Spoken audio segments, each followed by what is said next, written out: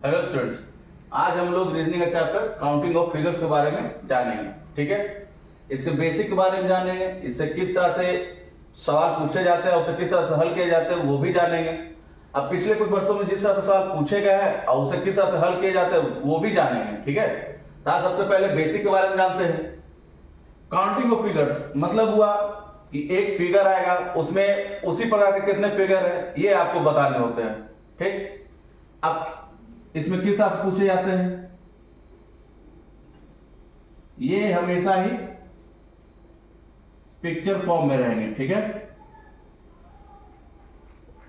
पहला है ट्रायंगल,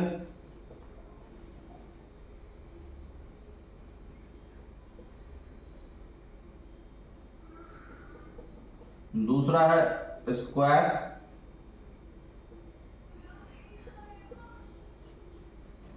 तीसरा है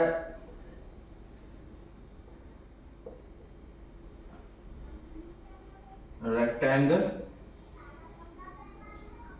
और चौथा है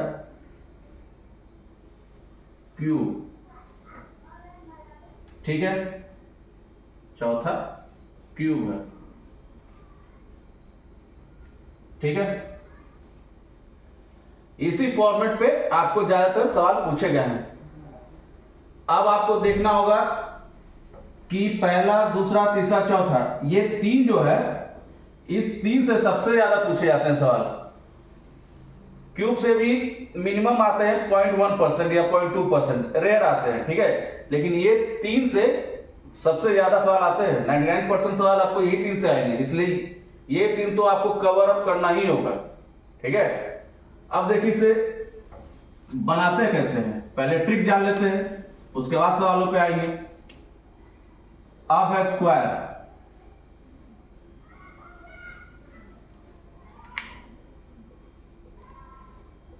ठीक,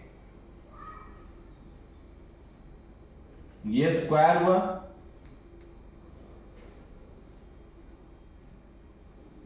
ये होता है कॉलम और ये होता है रो। ठीक है, कितने कॉलम है? 1 2 3। रो कितने हैं? 1 2 3। जब भी रो और कॉलम बराबर है तब बस कुछ करना नहीं है, आपको ट्रिक याद रखना है। जब रो इक्वल टू कॉलम तब बस सबके नंबर को स्क्वायर कर देना है।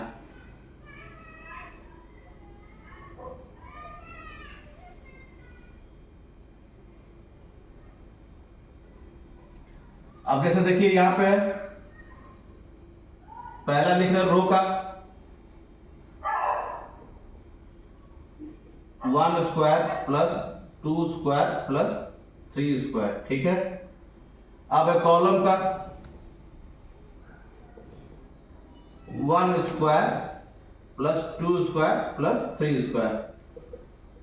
दोनों में कितना है टोटल? 1 का स्क्वायर 1 हो गया, या 2 का स्क्वायर 4, 3 का स्क्वायर 9, 14, ये भी वही है 14।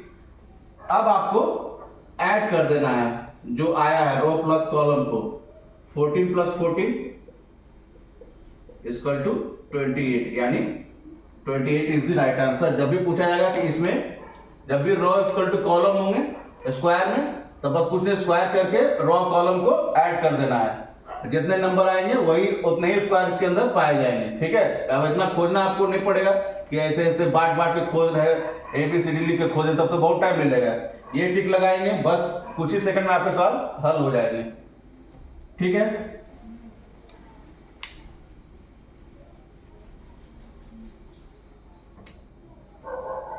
अब आते हैं फिर से स्क्वायर पे।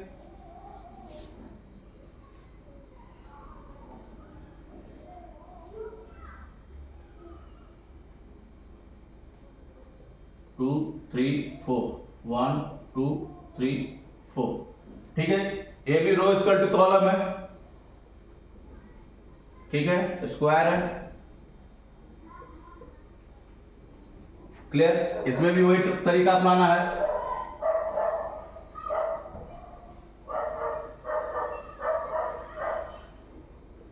1 square plus 2 square plus 3 square plus 4 square. Column का भी 1 स्क्वायर प्लस 2 का स्क्वायर प्लस 3 का स्क्वायर प्लस 4 का स्क्वायर। ठीक है,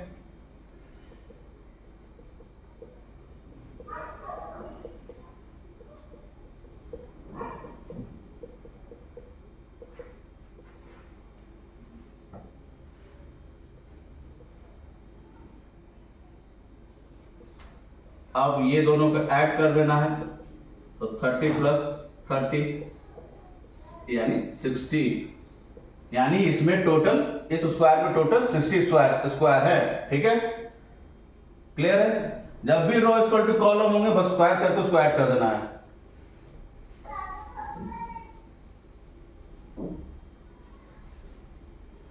अब आता है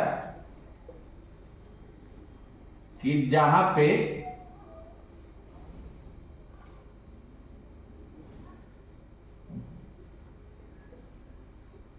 अब आप यहां पे देख रहे हैं, यहां पे कॉलम 4 है लेकिन रो 3 ही है, तो यहां पे स्क्वायर वाला फॉर्मूला तो लगेगा नहीं। इसमें क्या होता है,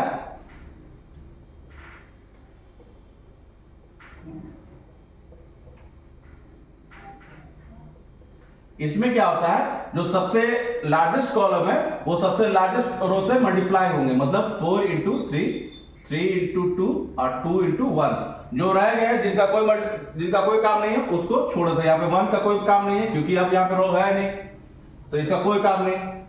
यानी सबसे पहले चलेंगे 4 into 3 plus 2 into 3 plus 2 into 1। ठीक है, 12 प्लस 6 प्लस 2, 18, 20, यानी इसके अंदर 20 स्क्वायर है।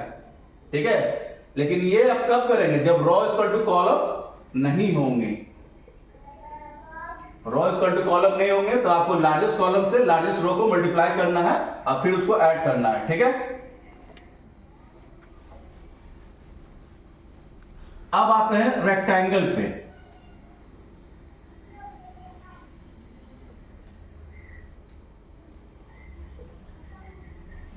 अब देखिए,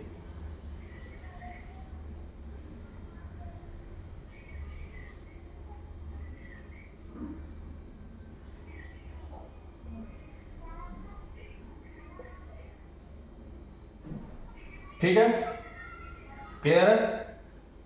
ऊपर वाले को जानते हैं कॉलम, इसको जान ही रहे रो। ठीक है, फिर भी लिख देते हैं, मान लीजिए ध्यान से उतर जाए। ये रो, अब यहां पे देख रहे हैं, यहाँ पे रो इक्वल टू कॉलम बराबर है, लेकिन रेक्टेंगल में स्क्वायर वाला फॉर्मूला नहीं लगेगा कि उसको स्क्वायर कर दिए तो हो गया, नहीं। यहां पे आपको सीधी ऐड करना है रो को और कॉलम को, और उसके बाद जो आएगा नंबर उसको मल्टीप्लाई करना है। ठीक है, 3, 5, 6, ये भी 6, फिर लास्ट में r इंटू सी यानी row into column, 6 into 6 equal to 36, यानी इसके अंदर 36 ट्रायंगल है। ठीक है, इसमें स्क्वायर वाला फॉर्मूला नहीं लगाना, बस इसमें सबसे आसान है कि जितना रो जितना कॉलम उसको ऐड करके फिर मल्टीप्लाई करना है।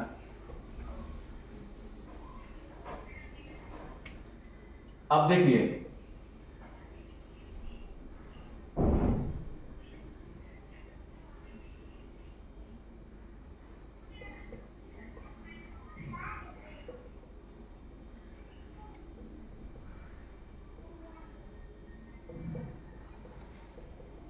अब देखिए यहां पे, यहां का आप देख रहे हैं कॉलम ज्यादा है रो कम है। स्क्वायर में क्या था, जो लार्जेस्ट वाले से है लार्जेस्ट रो से मल्टीप्लाई करना है तब ऐड करना है, लेकिन इसमें नहीं। इसमें बताया गया कि बस जितना कॉलम जितना रो है चाहे वो बराबर रहे ना रहे उसको ऐड करके फिर लास्ट में मल्टीप्लाई करना है। अब इससे यहाँ पे कॉलम है तो 1 प्लस 2 प्लस 3 प्लस 4। ठीक है, अब रो है 1 प्लस 2 प्लस 3,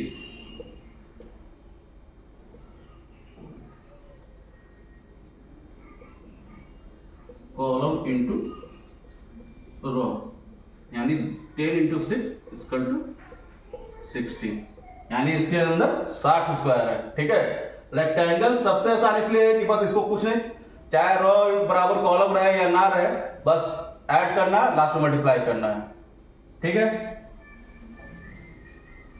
अब आते हैं ट्राइंगल पे।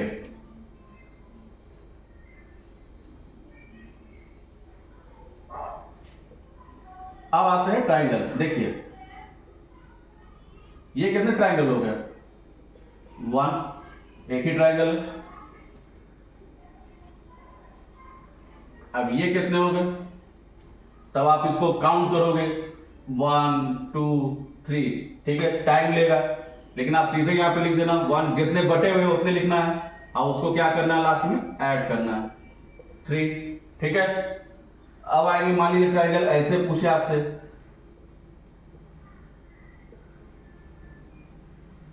आपको फिर काउंट करना होगा, तो काउंट करने से क्या होगा, टाइम टेकन होगा, टाइम कंज्यूम ज्यादा होगा, तो सवाल कम बनेंगे। इसमें क्या सीधा ट्रिक लगा देंगे, बस जितना बांटा हो उसको ऐड कर देना,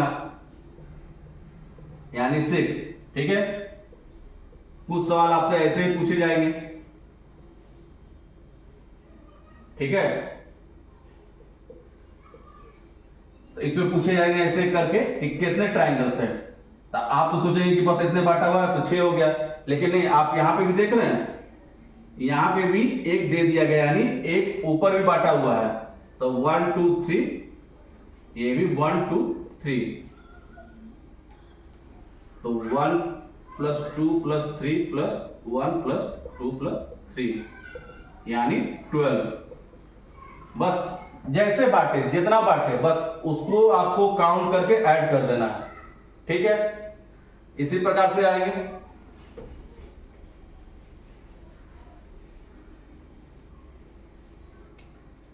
अब देखिए